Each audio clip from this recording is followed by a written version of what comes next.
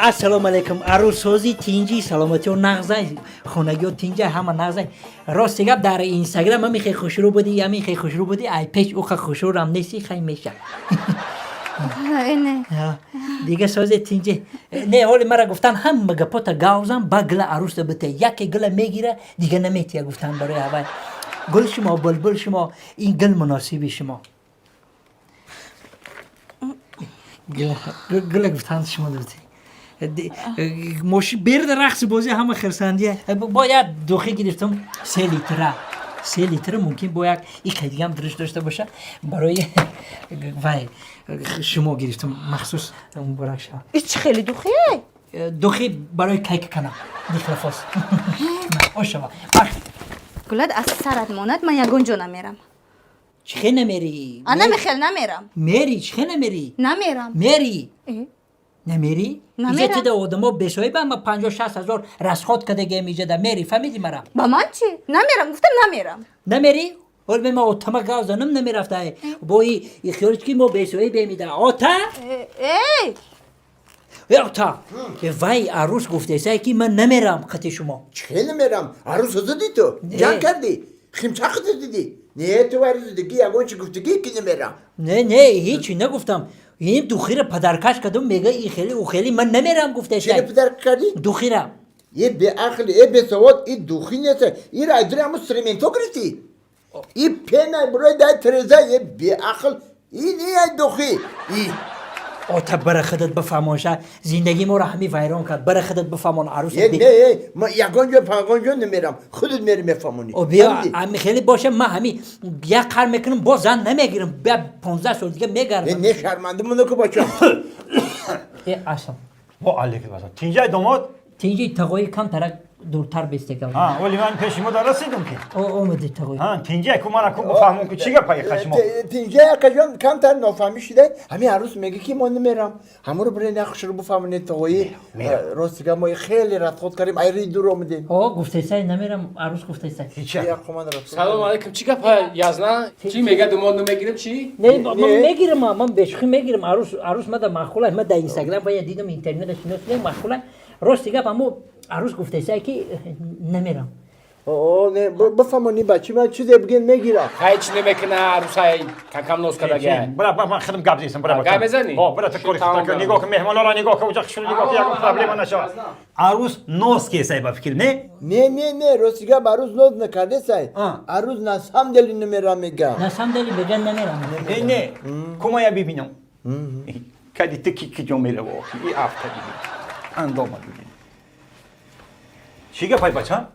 این داماد میگه که عروس نمیره خدیم آخر دادا جان راست میگه من نمیرم او برای چی نمیره تینجای خیلی مرا کو بفهمم من به اوچم زندگی کردن نمیتونم برای همین نمیرم ای بچم آخه تو هم مرا تخ کردیم هم مرا آورده در آخر تو سری اوت تخم کردنی آخه دادا جان گفتم که من به اوچم زندگی کردن نمیتونم برای همین نمیرم به اوچت نمیتونی نه این خیلی کی باشه بچم اوچتم قطید بابا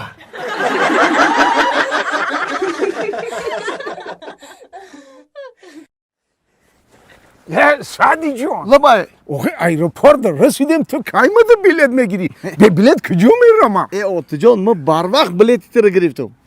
که گرفتی دیر قدم به قدم قدیم میکو اینه ای اویاکسی شهنازه چی خیلی این همی 5 دقیقه ده بلیت تیار میکنم وی نمیرکای عزیزی ما اگر برای شما هم بلیت سمالیات در کار باشه من هم واتساپی اویاکسی شهنازه ده زنگ بزنین در 5 مینوت صاحبی بلیت میشوین رفتی بچم تلا نکوخی چطلا میکنی؟ من خدمت خود رفته ای چانگا بی ای چی بپای نه تمام من خدمت چشمو تا کلام شو ای نگاه کن یا دیده سی کی کدای چانگا کسی کدای نکدای که وظیفت اجرا کو تست شب دوار ای بالا میدونی یا مهمان میاد یا رزمان میاد خود دای بالا میدونی توزه ای بالا تست سازا کو بسیار گپا کم کو بسیار گام میزنی که من میترسم من نمیترسم خودم توزه کدام میگیرم همش تو اجرا کدا بدم سارا کم تشموندا دوار همش توزا تست همین دیتش توزه میگیرم من میرم من دیگه خطیت زندگی نمیکنم میرم من گفتم چی؟ میگم من توزه کنم با میرم کجا میری با؟ میرم من دیگه خطیت زندگی نمیکنم تمام من بس دیگه خطیت زندگی ای همین روزی برام من دیگه خطیت زندگی تمام ببین من الان تا دقیقه ای سرت مون عامل افتم خونه من گفتم خطیت دیگه زندگی نمیکنم تمام برای چی؟ چیکار برای چی دست بگی نخوام دست من نخوام میرم مرا بی اینجا چو کدای تا که زندگی نمیکنی؟ چه چو کدای؟ برای چی زندگی نمیکنی؟ چی معقول نیست تا؟ چی معقول است ای سر تو بگرم با کار کنه تو دبیره بگردی همین معقول میشه با آدم تمام نمیکنم گفتم نمیکنم تو اره هم یک کاری خونه قدیم از زندگی نمیکنی هو میرم تاچ نمیکنی نمیکنم انیق نمیکنی نقص فکر کن انیق نمیکنم ای براو نه که زانوات احتیاط کنم زانوات احتیاط کن زانوم احتیاط کنم اگه آه. چی دخد من زانوم احتیاط کنم من برای که با سر زانو زده پیش ما هم میایی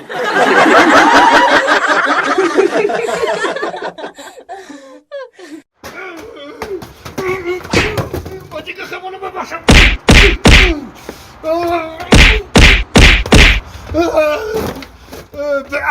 به عقل نخوتم خیلی کنیا ما این به عقل ایوه ما دیگه نمیبخشم خود ما